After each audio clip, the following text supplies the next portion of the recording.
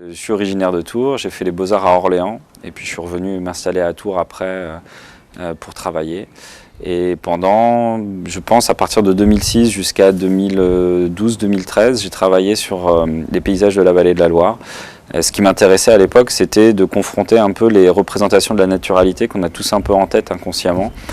Donc dans les paysages de la vallée de la Loire sont les vignobles, les châteaux, et vraiment de contraster ça avec des photographies des paysages contemporains, c'est-à-dire ceux dans lesquels on vit, des territoires qui peuvent ressembler à des paysages aux États-Unis, en Asie. Donc il y avait ce contraste-là qui m'avait intéressé au départ. C'est le projet Nord que j'ai fait en 2014 et 2015 avec le soutien du Crédit du Nord. Et donc pendant 2 ans, j'ai fait ces recherches de ces paysages contemporains, c'est-à-dire vraiment le paysage qui est vivant, qui est en constante mutation. Et donc j'ai circonscrit un espace géographique entre la ville d'Arras et la ville d'Anvers. Voilà, pendant 2 ans, j'ai photographié donc avec des petits avions ces paysages que j'avais repérés à l'avance avec les projets d'aménagement du territoire.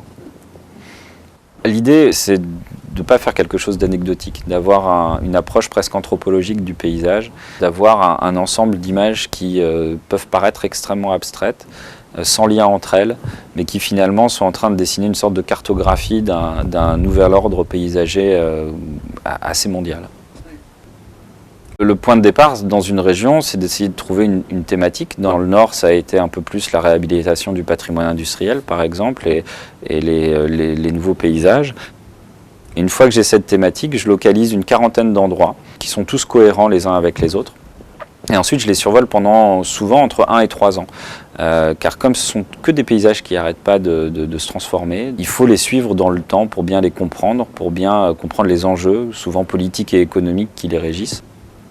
Et donc je me suis imposé un protocole assez précis de voler toujours à la même altitude, à 400 mètres, en n'utilisant qu'une seule focale pour mon appareil photo, de façon à ce que chaque paysage puisse avoir la même échelle.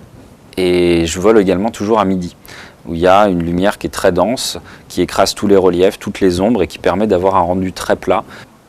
Et le dernier point, c'est que j'ai voulu avoir une vue très zénitale, pour avoir l'impression que le paysage finalement est comme un plan, qui corresponde parfaitement à ce qu'on aurait anticipé. Quand j'arrive dans un endroit, je vois la photo que je veux faire. Tout l'enjeu, ça va être de réussir à faire le cadrage de ce que je vois pour qu'il soit à la fois parfaitement net, ce qui est souvent très compliqué, et également bien cadré, parce que positionner l'avion vraiment à la verticale avec voilà, la bonne vitesse, le bon angle, souvent ça demande des fois jusqu'à 8 ou 10 vols pour réussir à bien avoir à la fois le cadrage et la netteté. Donc ce protocole-là, cette rigueur, ça permet à la fois d'avoir ces images abstraites et puis d'avoir des séries qui fonctionnent ensemble de façon assez cohérente. Ici, cette plateforme qui a été goudronnée, c'est finalement ce qui va se passer dans quelques semaines sur la photo de droite à Vendin-le-Vieil. Là, ils sont juste en train de préparer le sol encore pour l'instant. Et la photo du sud de Douai, à Saint-Lenoble, finalement, quelques semaines avant, elle était exactement comme celle de Vendin-le-Vieil. Donc du coup, il y a comme un cycle d'un même chantier, mais qui finalement se retrouve à des zones, des endroits différents, à des temps différents. C'est aussi une façon de montrer que finalement, les étapes de la construction de tous ces paysages, qui sont très similaires une fois finis, sont aussi très similaires dès le début du chantier jusqu'à la fin. Donc le fait de revenir comme ça entre 8 et 10 fois, 12 fois sur un même endroit, ça permet à la fois de réussir la photo, d'affiner le cadrage pour qu'il soit quasiment parfait, et puis également de suivre l'évolution de ces paysages. C'est qu'une seule photo, il n'y a pas d'assemblage et il n'y a pas de retouche. L'idée, c'est d'arriver vraiment au cadrage parfait. Il n'y a rien qui est enlevé ou qui est supprimé parce que la transfiguration vers quelque chose d'abstrait, vers un tableau, ça doit être juste un jeu de regard. Pas un trucage. Sinon, on perd ce rapport au réel, on perd tout un discours qu'on peut avoir, toute une réflexion qu'on peut avoir sur le paysage. Il y a beaucoup de détails dans ces images. Elles sont très abstraites, mais il y a souvent quelque chose qu'il faut aller dénicher, qui vont permettre de recomposer l'image de notre point de vue habituel, de trouver les référentiels qui vont nous permettre à un moment de la décrypter. Ce qui est bien, c'est que justement, on arrive sur des formes qui qui permettent à l'imaginaire de travailler et puis de partir sur quelque chose qui est tellement éloigné du paysage, pas une seule seconde en fait, le mot paysage vient pour décrire ce qu'on est en train de voir. Donc c'est super.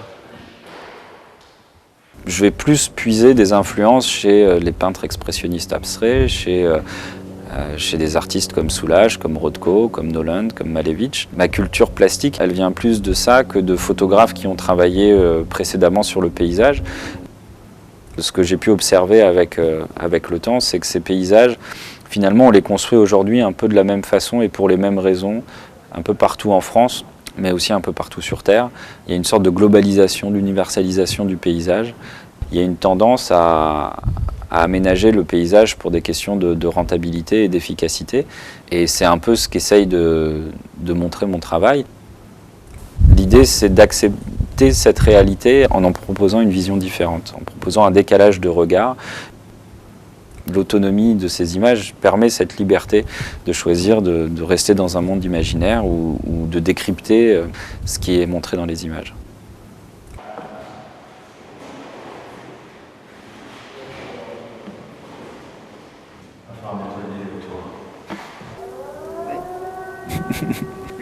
Il est midi.